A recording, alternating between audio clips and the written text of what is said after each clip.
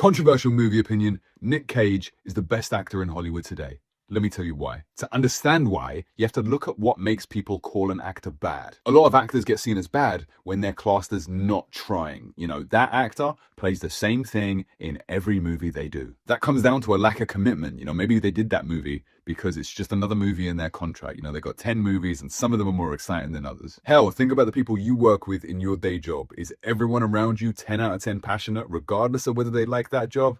I know I can't say the same. There's a quote from Into the Spider-Verse where the director asks Nick Cage to ramp the energy up a little bit, and he's tiptoeing around his words.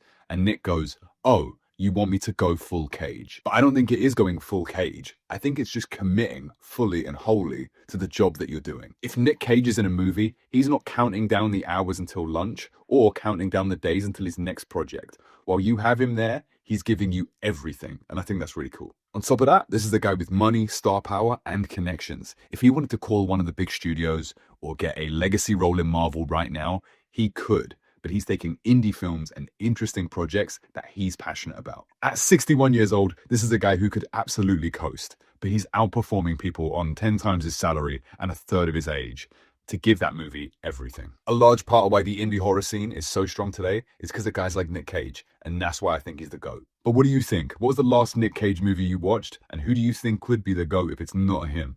And follow if you love film.